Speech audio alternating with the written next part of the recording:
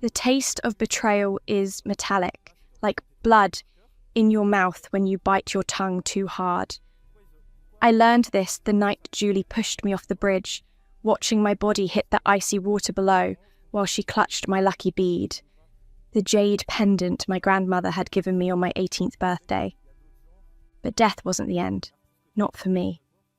I opened my eyes in my childhood bedroom, staring at the same faded wallpaper I'd seen every morning for 16 years. The calendar on my desk read March 15th, 2019, exactly 3 years before Julie would murder me. My hands trembled as I touched my neck, feeling for the familiar weight of the jade bead that should have been there. It wasn't, because in this timeline, I hadn't received it yet. Grandmother was still alive, still 2 years away from her final gift to me. But I remembered everything, every cruel laugh, every stolen opportunity, every lie Julie had whispered in others' ears to destroy my reputation. Most importantly, I remembered the secret she'd confessed right before pushing me. She'd been using my lucky bead's power for herself. The jade wasn't just jewellery. It was a family heirloom passed down through 5 generations of women, each one carving their birth date into its surface before passing it on. The bead absorbed their fortune, their luck, their destiny, and whoever wore it inherited all of it. Julie had discovered this truth by accident when she'd borrowed it for a job interview. That interview led to the position that should have been mine at Morrison & Associates. Every success that followed, every door that opened, every stroke of good fortune, it had all been stolen from me. But she'd made one crucial mistake. She'd killed me before learning how the bead really worked. I spent the next 2 years preparing. I studied every aspect of our shared history, noting the exact moments when Julie's luck would typically shift in her favour. I documented the dates, the circumstances, the outcomes. More importantly, I researched my family's genealogy, tracing the jade bead's journey through generations of my ancestors. The truth was more complex than Julie had understood. The bead didn't just grant luck to its wearer. It was bound to the birth dates carved into its surface, creating a supernatural link between the bearer and the cosmos. Each woman who'd owned it had enjoyed decades of prosperity, their fates intertwined with the jade's ancient power. But Julie had only worn it, never carved her own date. She'd been borrowing luck that belonged to my bloodline. When my 21st birthday arrived in March 2021, I was ready. Grandmother called me to her bedside 3 days before the anniversary of my death in the previous timeline. Her hand shook as she placed the jade bead in my palm, the same worn jade that had condemned me in another life. "This belonged to your great-great-grandmother Chen Li," she whispered, her voice barely audible. "She brought it from China in 1892, along with instructions written in characters so old I can barely read them. Each woman carves her birth date before passing it on. The jade remembers, Eleanor, it remembers everything." I nodded solemnly, pretending this was new information. "What does it do, grandmother?" "It binds your fortune to the heavens themselves. As long as you wear it, as long as your birth date remains carved in its surface, you'll have the luck of all the women who came before you." Her fingers traced the worn characters etched into the jade surface. "But never let another wear it for long, child. Never let them carve their own date alongside yours. The jade can only serve one master at a time." After she passed the following week, I held the bead up to the lamp in my room, examining the birth dates carved in intricate Chinese characters. 5 dates, representing 5 generations of women. Mine would be the 6th. But I had other plans. That night, I sat at my desk with the ancient instructions grandmother had left me, written on paper so old it felt like tissue between my fingers. The characters were indeed archaic, but I'd spent 2 years learning to read them. The jade's true power lay not just in wearing it, but in the specific ritual of date carving that bound the wearer's fate to the stone. The process required 3 elements: the jade itself, a silver needle blessed under moonlight, and the blood of the person whose fate would be bound to the stone. Most importantly, the date carved had to be astronomically accurate, not just the day and month, but the exact time and celestial positioning at the moment of birth. Julie's birthday was June 3rd, 1998, at 3:47 a.m. I knew this because I'd been there in the hospital waiting room when she was born, our mothers having been best friends since childhood. What Julie didn't know was that the hospital had recorded the wrong time. Her mother had been in labour for 18 hours, and the exhausted nurse had marked her birth time as 3:47 a.m, when she'd actually been born at 3:47 p.m, 12 hours later. This discrepancy would become my weapon. On the night of March 18th, under a full moon, I performed the binding ritual. Instead of carving my own birth date into the jade, I carved Julie's, but I used the incorrect time from her birth certificate, not her actual moment of birth. According to the ancient instructions, this would create what the text called a false binding. The jade would recognise Julie as its intended bearer, but the astronomical misalignment would cause her fortune to flow in reverse. Every stroke of good luck she should have received would become misfortune. Every door that should have opened would slam shut. Every opportunity meant for her would crumble to dust. The ritual required one final element. The jade had to be willingly accepted by its target. I couldn't simply force it on Julie. She had to choose to take it, to wear it, to believe in its power. This part would require the most delicate manipulation. I waited exactly 3 months, letting the jade's energy settle into its new configuration. During this time, I made subtle changes to our friendship dynamic. I became the supportive, encouraging friend Julie had always wanted, listening to her complaints about her stagnant career, her string of failed relationships, her growing frustration with life's seeming unfairness. "I just don't understand it," she said during one of our coffee dates in June. "Nothing ever works out for me anymore. It's like the universe has it in for me." I nodded sympathetically, my fingers unconsciously touching the jade bead beneath my shirt. "Maybe you need something to change your luck. My grandmother always said objects can hold power if you believe in them strongly enough." Julie laughed bitterly. "Like what? A rabbit's foot? A lucky penny?" "Actually," I said, as if the thought had just occurred to me, "I have something that might help. It's been in my family for generations. My grandmother swore it brought good fortune to whoever wore it." Her eyes lit up with interest. "Really?" I hesitated, as if reluctant to part with something so precious. "I don't know, Julie. It's been in my family for over a century. I'm not sure I should—" "Please, Eleanor," she interrupted, reaching across the table to grasp my hand. "I'm desperate. Nothing in my life is working anymore. If there's even a chance this could help." Hook, line, and sinker. I pulled the jade bead from beneath my shirt, letting it catch the afternoon sunlight streaming through the cafe window. Julie's breath caught as she stared at the intricate carvings, the deep green colour that seemed to shift and swirl in the light. "It's beautiful," she whispered. "It's yours," I said, lifting the chain over my head. "But promise me you'll wear it every day. The power only works if you keep it close to your heart." As I fastened the chain around her neck, I felt the exact moment the jade's energy shifted.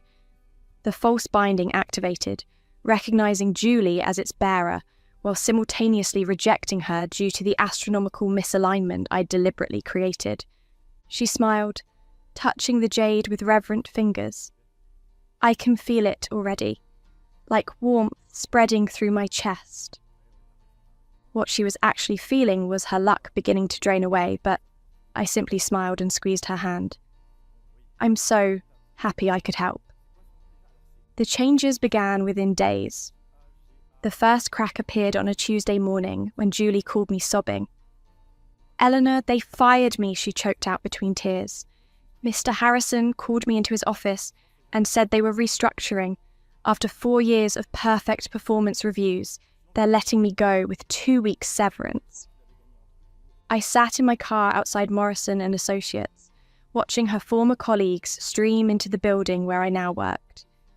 The irony wasn't lost on me. In my previous life, Julie had stolen this exact position through the Jade's power. Now I held it legitimately while she faced unemployment. That's terrible, Julie. Did they give you a reason? They said the Peterson account complained about my work. But Eleanor, I've been their primary contact for 2 years. They loved me just last month. Her voice cracked. Something's wrong. Everything's been going wrong since... She stopped abruptly, but I knew what she'd almost said. Since she'd started wearing the jade. Since what? I pressed gently. Nothing. It's just bad luck, I guess. Bad luck, if only she knew. Over the following weeks, I watched Julie's life unravel with surgical precision. The jade didn't cause random misfortune. It targeted the exact areas where she should have experienced success, corrupting each opportunity into disaster. The job interview she'd scheduled for the following Monday? The interviewer received an anonymous tip about a fabricated scandal from her previous employer. The apartment she'd applied for, the perfect 1-bedroom with morning sunlight? Another applicant offered double the deposit, despite Julie's application being submitted first. Even smaller things began to fail. Her coffee maker broke the same. Morning her car wouldn't start. Her phone screen cracked while sitting untouched on her kitchen counter. The dry cleaner lost her favourite dress, the one she'd worn to land her previous job. Each incident, taken alone, could be explained as coincidence. Together, they formed a pattern of supernatural interference that only I could see. Julie started coming to my apartment every few days, seeking comfort and advice. I played my role perfectly, the concerned friend, always ready with sympathy and solutions that would somehow make things worse.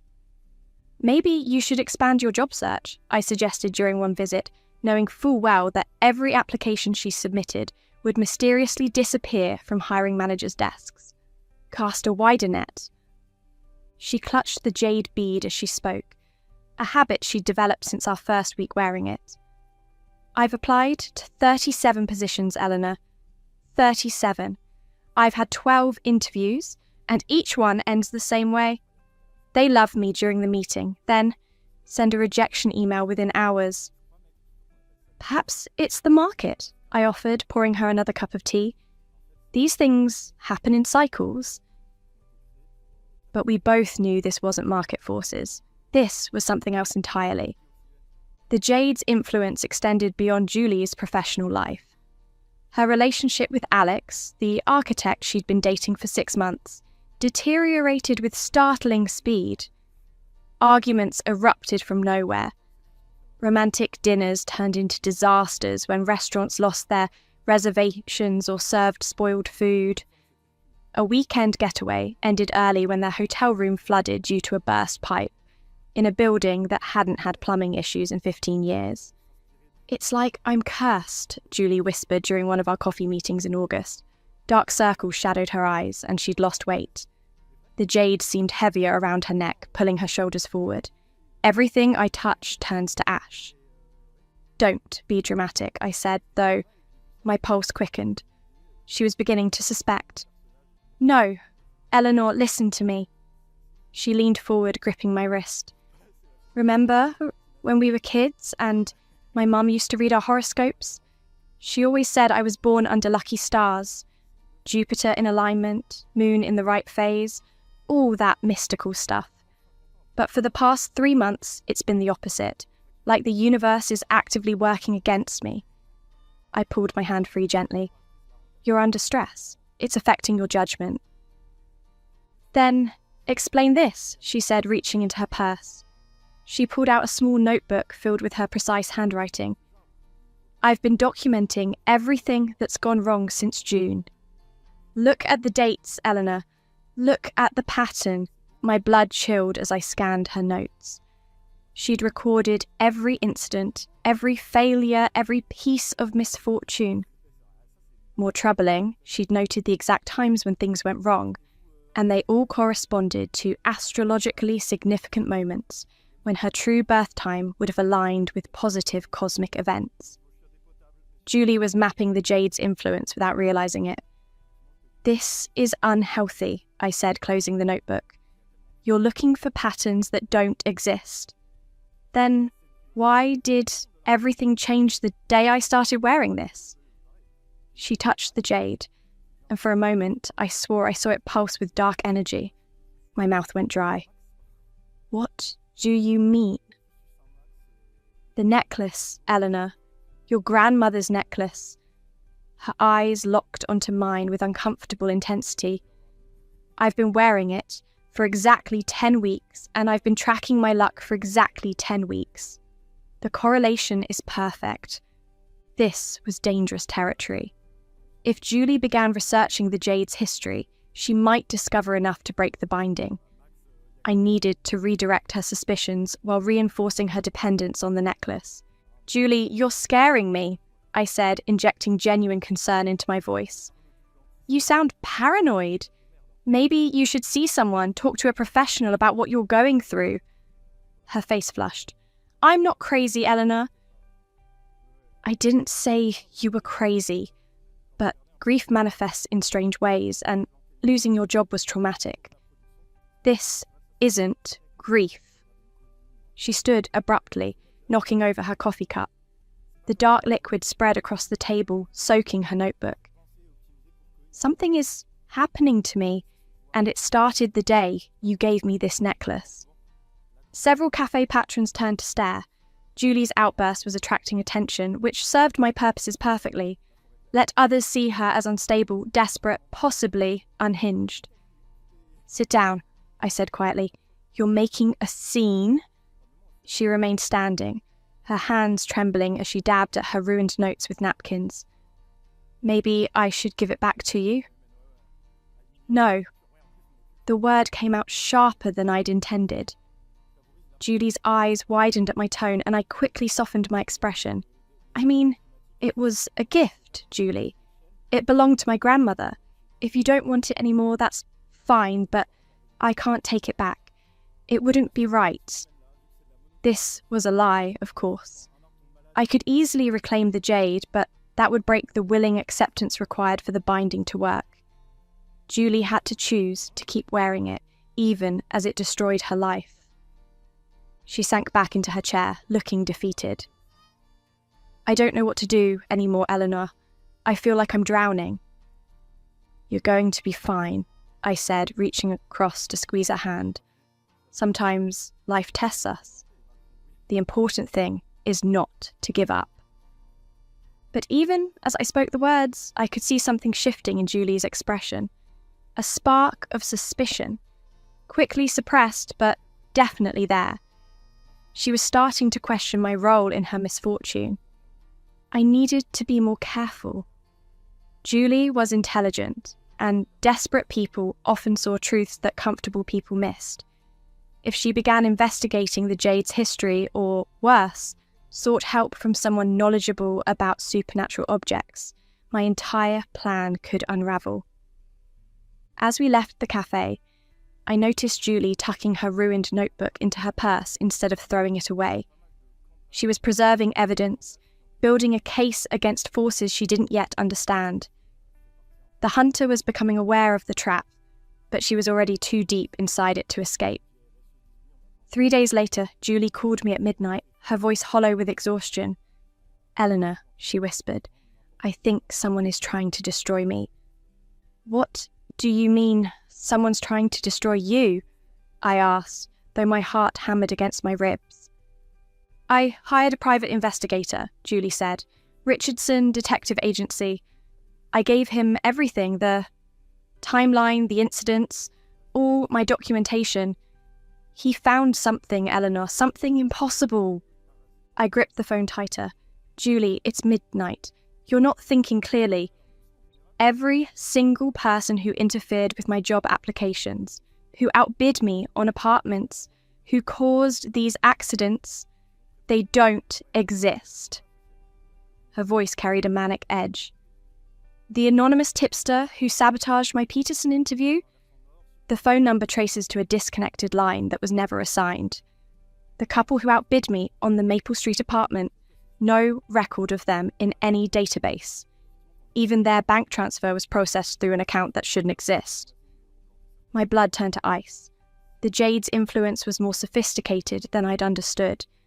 It wasn't just reversing Julie's fortune. It was creating phantom interference, manifesting supernatural obstacles that left no earthly trace. "That's impossible," I managed. "That's what I thought. But Richardson showed me the documents. Someone or something is orchestrating my downfall with surgical precision." She paused, and I heard papers rustling. "I know how this sounds, but I think it's connected to the necklace." "Julie, no, listen. I went to Chinatown yesterday, to Mrs. W's antique shop. You remember her, the old woman who used to read tea leaves for tourists? She took one look at the jade and started backing away like it was poison." Mrs. Wu. I remembered her from childhood trips to Chinatown with my grandmother. She was one of the few people in the city who still understood the old traditions, the ancient knowledge that most had forgotten. "What did she say?" I asked, dreading the answer. "She said the jade was wrong, that someone had corrupted its binding, turned blessing into curse. She offered to cleanse it, but when she touched it, she jerked her hand back like she'd been burned."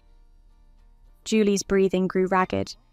"Eleanor, she said the only way something like this happens is if someone deliberately perverts the ritual, someone with intimate knowledge of the bearer's birth details."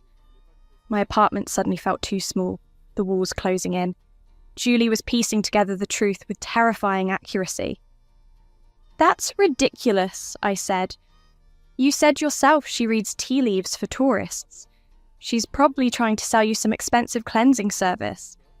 I thought so too. But then she told me something else. Julie's voice dropped to a whisper. She said the jade recognizes me as its bearer, but rejects me simultaneously. Like, it knows my birth signature, but can't properly bind to it. She asked if I was certain about my birth time.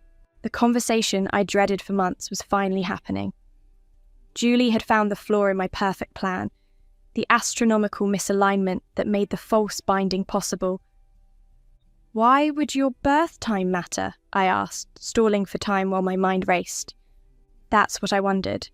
So I called my mother yesterday afternoon, asked her to dig out my birth certificate and hospital records.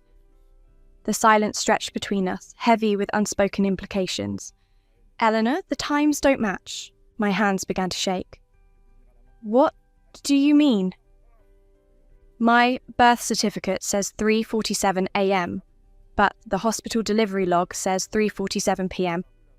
12 hours difference. My mother remembered because the labour was so long.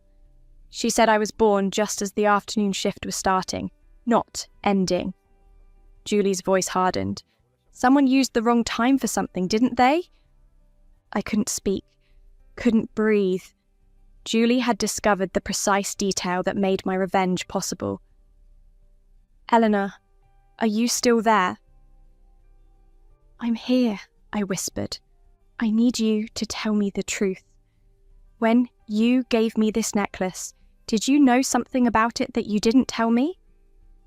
This was the moment of complete exposure or perfect deflection. I chose deflection, injecting hurt confusion into my voice. "How could I know anything about your birth time? Julie, you're starting to scare me with these conspiracy theories." "Then, explain this." Her tone turned sharp, prosecutorial. "I checked the records at Morrison and Associates. The Peterson account never complained about my work. In fact, they submitted a written commendation for my performance 3 days before I was fired. HR couldn't explain the discrepancy. The jade was creating evidence trails that led nowhere, but Julie was smart enough to investigate the gaps. I'd underestimated her resourcefulness. Maybe there was a clerical error, "Stop lying to me!" she screamed, and I heard something crash in the background. "I know you're involved somehow. You have to be. You're the only person who knew about the birth certificate discrepancy, and you're the only one who benefits from my downfall." "Benefits? Julie, you're my best friend. How do I benefit from your suffering?" "The Morrison job," she said quietly. "The position I was supposed to get. You have it now, don't you?" My silence was answer enough. "I remember now," Julie continued, her voice growing cold. "In college, you used to joke about getting revenge on people who wronged you. You said patience was a virtue because the best revenge always came when people least expected it. You've been planning this for years, haven't you? You're being paranoid." "Am I?" "Because I did some research on your family history too. Your great-great-grandmother didn't bring that jade from China in 1892. She died in the influenza pandemic of 1918, and her estate records show no mention of any jewellery." The sound of pages turning carried through the phone. "But I did find something interesting in the city archives. A newspaper article from 1923 about a suspicious death in Chinatown. A young woman named Chen Li fell from a bridge into the harbour. The article mentioned she'd been wearing a jade necklace that was never recovered. My grandmother's story had been a lie. The jade's true history was darker than I'd imagined, and Julie was uncovering layers of deception I hadn't even known existed.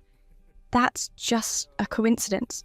The bridge was the same one where you said I pushed you," Julie interrupted. "In that nightmare you told me about last month, the one where you died and came back for revenge." I'd made a critical error. In my eagerness to hint at Julie's past betrayal, I'd revealed details that only someone who'd actually experienced them could know. Now, those hints were forming a pattern she could follow. "Julie, you need help. Professional help. These paranoid delusions." "The jade necklace in that 1923 article," she continued, ignoring my words. "The police description matches yours exactly. Same carved characters, same setting, same chain. If your great-great-grandmother died in 1918, how did she pass down a necklace that wasn't found until 1923? The trap I'd built so carefully was collapsing around me. Julie had found the historical thread that unravelled everything. "I'm coming over," she said, her voice deadly calm, "and I'm bringing bolt cutters. If this necklace is the source of my problems, I'm cutting it off permanently." The line went dead. I stared at the silent phone, realising I'd lost control entirely. Julie knew enough to be dangerous, and she was taking direct action to break the binding. If she removed the jade by force, the supernatural backlash could destroy us both. But perhaps that was exactly what needed to happen. Outside my window, storm clouds gathered despite the weather forecast's promise of clear skies. The jade's power was building towards something final, something that would end this conflict once and for all. I had 30 minutes before Julie arrived. 30 minutes to prepare for the confrontation that would determine which of us survived the truth. I opened my apartment door before Julie could knock. She stood in the hallway, soaked from the supernatural storm, clutching industrial bolt cutters in one hand and her ruined notebook in the other. Dark veins of energy pulsed beneath her skin where the jade touched her throat. "Hello, Julie," I said calmly. "I have been expecting you." She pushed past me, water dripping onto my hardwood floors. "No more games, Eleanor. I know what you did." "Do you?" I closed the door and engaged all 3 locks. "Tell me what you think you know." "You died," she said, turning to face me with wild eyes. "Somehow you actually died, and you came back. The bridge nightmare wasn't a dream. It was a memory." I walked to my kitchen window, watching lightning fracture the sky in unnatural patterns. "Very good. What else?" "I killed you in your previous life, pushed you off the bridge and took your necklace." Her voice cracked. "But I don't remember doing it." If I don't remember, how can you remember? Because death changes you, I said, still gazing at the storm. It strips away the comfortable illusions that make people forget their true nature.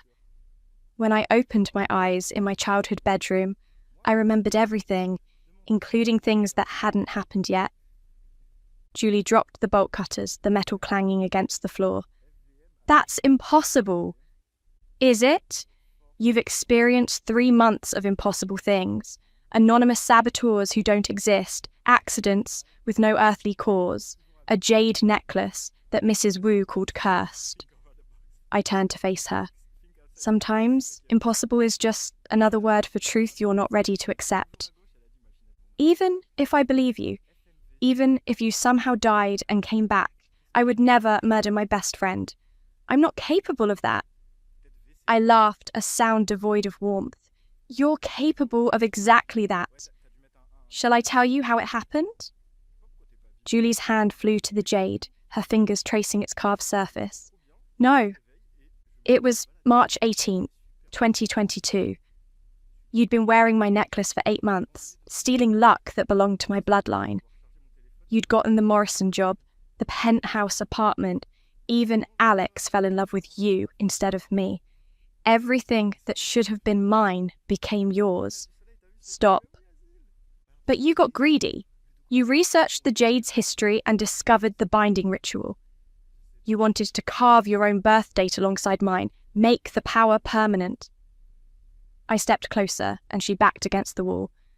I caught you at the bridge that night, silver needle in your hand, ready to perform the ritual under the full moon. Julie shook her head frantically. I wouldn't. You would. You did. When I tried to stop you, you pushed me. You stood there watching me drown while you carved your birth date into my family's jade. But you made the same mistake then that I corrected this time. You used the wrong birth time. I don't remember any of this. Because the ritual failed. The jade rejected your false binding and shattered when it hit the water. The supernatural backlash erased your memories of that night, but it couldn't undo what you'd done. I died, and you lived with stolen time. Thunder crashed overhead, and the lights flickered. Julie slumped against the wall, the fight draining out of her. So you came back for revenge, she whispered. I came back for justice. I picked up the bolt cutters she dropped. The jade you're wearing now contains your death date, Julie, not your birth date, the moment you'll die. September 26th, 2025, at 11:47 p.m. Her eyes went wide with terror. What time is it now? I glanced at my phone. 11:43 p.m. Take it off me. She clawed at the chain around her neck, but her fingers passed through it like smoke. Eleanor, please, take it off. I can't. Only you can remove it, but the jade won't let you. It's bound to you now, waiting for the appointed moment. I set the bolt cutters on my coffee table. Those won't work either. The chain exists in multiple dimensions. Physical tools can't cut supernatural bonds. There has to be a way. Tears streamed down her face as she pulled frantically at the necklace. I'm sorry, okay? I'm sorry for whatever I did in the other timeline. I'll do anything. Anything? I tilted my head, considering. There is one way to break the binding. Hope flashed in her eyes. Tell me. True remorse. If you can feel genuine regret for betraying me, the jade might release you. I smiled coldly. But it has to be real, Julie. The kind of remorse that comes from accepting what you're truly capable of. She fell to her knees, sobbing. I'm sorry, Eleanor. I'm so sorry. Please forgive me. 11:45, I announced. 2 minutes left. I don't know how to feel sorry for something I don't remember doing. Then let me help you remember. I pressed my palm against her forehead, and the jade flared with brilliant green light. Suddenly, Julie was experiencing my memories, standing on the bridge in her timeline, silver needle gleaming in the moonlight, the cold calculation in her eyes as she pushed her best friend to her death. She screamed as the memories flooded her consciousness, reliving the betrayal from both perspectives simultaneously. Now she could feel her past self's greed, her casual willingness to commit murder for supernatural power, her complete lack of remorse as she watched me drown. "I'm a monster," she gasped, the words torn from her throat. "Oh God, Eleanor, I'm a monster." The jade began to crack. 11:46, I said softly. "I deserve this," Julie whispered, true understanding finally dawning in her eyes. "I deserve everything that's happened to me. You didn't curse me, I cursed myself the moment I chose power over friendship." The jade cracked further, hairline fractures spreading across its surface. "1 minute. But you know what's funny?" Julie looked up at me through her tears, and for a moment I saw the friend I'd once loved. "Even knowing what I'm capable of, even facing death, I still don't regret taking the necklace the first time.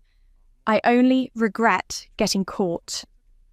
The jade went completely dark. 11:47, I said.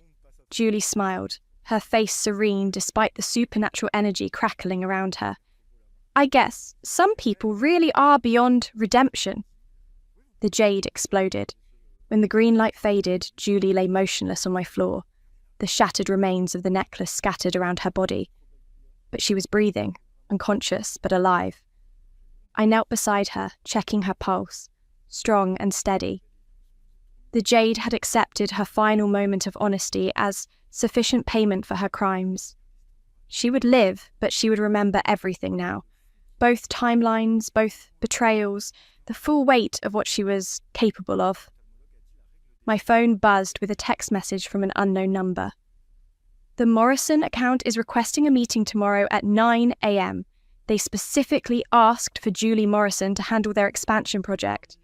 Julie Morrison. Not Julie whatever her last name was now. The jade had restored her original timeline position, but with full knowledge of what she had lost through her own choices. I gathered the jade fragments carefully. They were still warm, still humming with residual power. 5 generations of my family's luck had been shattered to teach one person the price of betrayal. "Worth it," Julie stirred as I finished cleaning up the pieces. "Eleanor," she whispered, "I'm here. Am I dead? No. You get to live with the memories of both timelines. You get to wake up every morning knowing exactly who you are and what you're capable of." I helped her sit up. "You get to be the person who pushed her best friend off a bridge every day for the rest of your life." She nodded slowly, accepting the weight of eternal remorse. "The Morrison job is yours again," I said, standing. "Your apartment, your life, everything returns to how it should have been. But you'll remember the cost." As I walked her to the door, Julie touched my arm. Can we still be friends?" I looked at her, really looked at her, seeing both the innocent girl I'd grown up with and the murderer she'd become.